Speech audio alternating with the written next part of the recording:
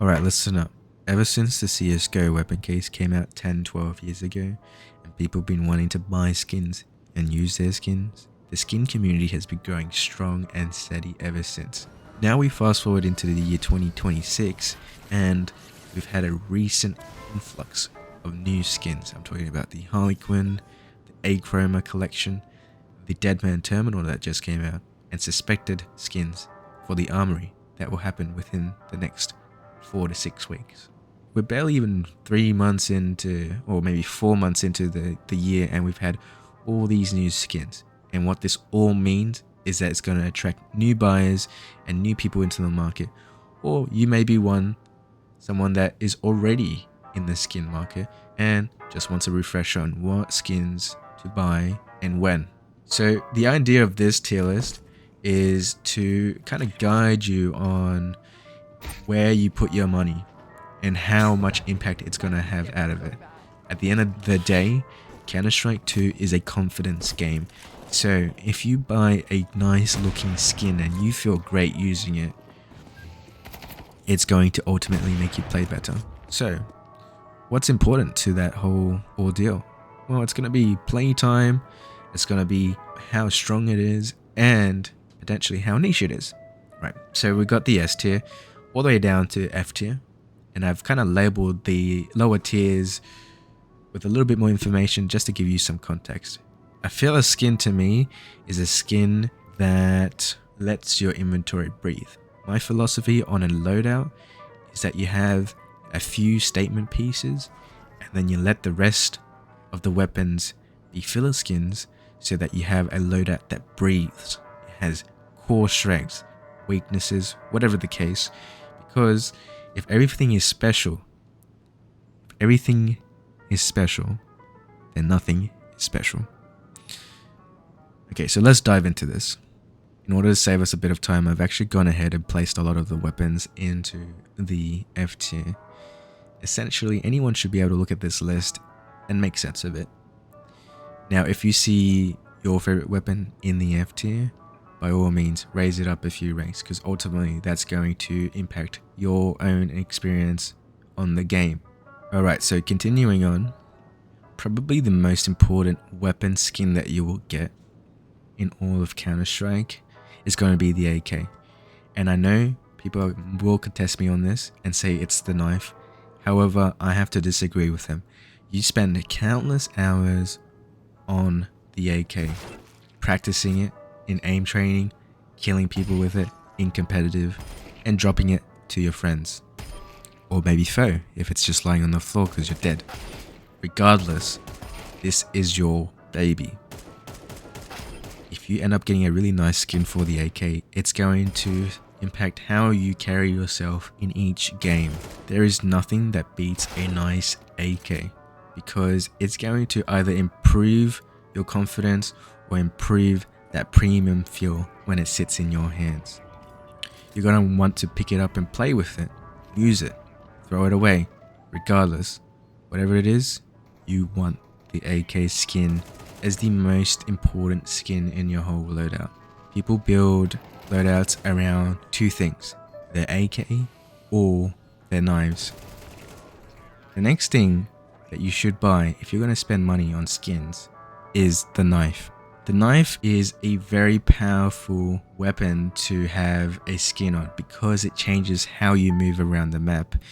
When you shoot somebody, after you shoot somebody, you're going to pull out the knife. When you go for a jump, you're going to pull out the knife. When you run around, you are going to pull out your knife. So having a good knife gives you so much confidence in your own movement. To me, there is nothing that beats the movement of the karambit. When you are jumping around and it twirls around your finger, you are moving 10% smoother. I don't know what it is.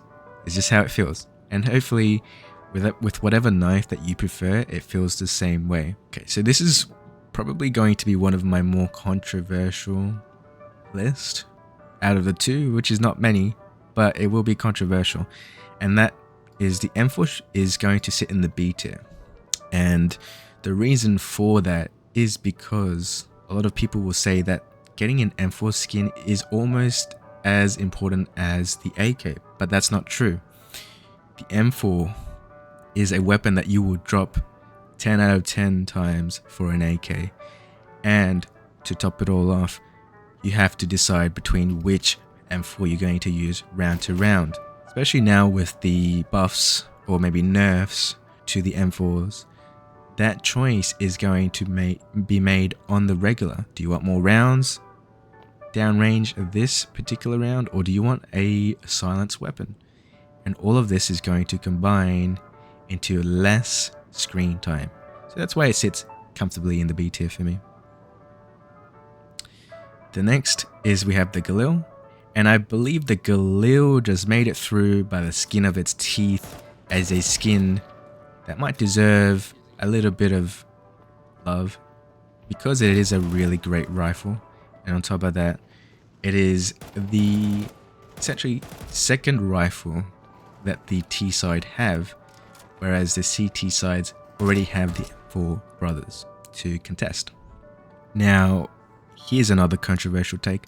I think the gloves belong in A tier. People love to say, oh, you gotta get the knife and the glove combo. You gotta make sure it's a good combo. It doesn't really have to be, but it does carry a lot of character. Essentially, you've got the knife as your statement, and then the glove is a supporting piece to the whole loadout. Having a good glove is going to show up on every single weapon that you use. So it is important, but it is not the most necessary thing that you will need to get straight away compared to the AK and the knife. Next, we've got the SSG08, and it's a dank weapon. Honestly, if you are using this weapon and you are committing a lot of time and effort into it, getting a really good scout skin is going to improve how you feel when you use it. But other than that, you really do need to be like a dedicated sniper to get the most value out of this sniper rifle, compared to the AWP, which sits in the A tier. The AWP commands respect, and having just your default AWP doesn't necessarily do that. Getting a really nice AWP, on the other hand, is a huge statement throughout your whole loadout. So if you're on a budget, definitely spend a little bit of that chunk on an AWP skin, because if you're a dedicated AWPer, it is going to be the skin that lets you hit your shots. It's going to be the skin that inspires you. Okay, the XM10, that's going to be in the D tier. Once again, a really good shotgun, and if you're using it correctly, which is very niche environments, you are going to get a lot of mileage. So you can have a play with this shotgun and have a relatively good skin for it, considering it's a very versatile shotgun. So by all means, I think that sits in a D tier comfortably for me. Now we've got the MP9 and the Mag-10, and I think those sit in C tier quite comfortably. When you don't have a skin for these SMGs, they actually kind of feel weak. But for some reason, once I got a couple nice skins for these SMGs here, all of a sudden these weapons become so viable, so confidence inspiring, that I'm actually able to make a lot of high impact plays with these skins, because they don't feel like such paperweight throwaway weapons anymore. They have character. The Deagle. My goodness, what a wonderful pistol.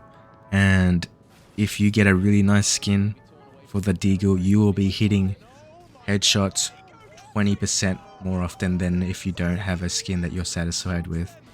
Don't worry about where I pull those stats from. And if you're really curious, I pulled it out of my ass. But I will stand on this. Get a good Deagle skin, it will carry you a long way. The 5.7 and the Tech 9. I think these pistols are so good they're like lightning in a bottle sometimes. They can make miracles happen. So that's why they deserve to have a decent skin and not just have these cheap fillers or just very like basic fillers. Because when you force buy, you want to feel like this weapon, that this tiny little pistol in your hand is actually going to do work, and nothing beats having a nice skin for that occasion. Okay, so then we've got the starter pistols, and I think having a good starter pistol is very important.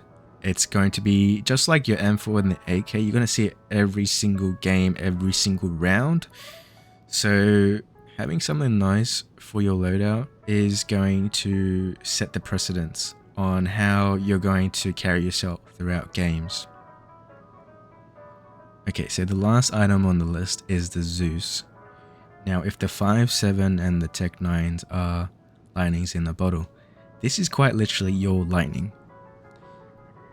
Chances are, if you're using this weapon, you're sitting in a little dark corner and you're waiting and you're waiting and you're waiting, and so you're gonna have so much time inspecting this little taser, waiting for that opportunity to come. And why not get a little fun skin for this weapon? Stash it in your inventory and forget about it.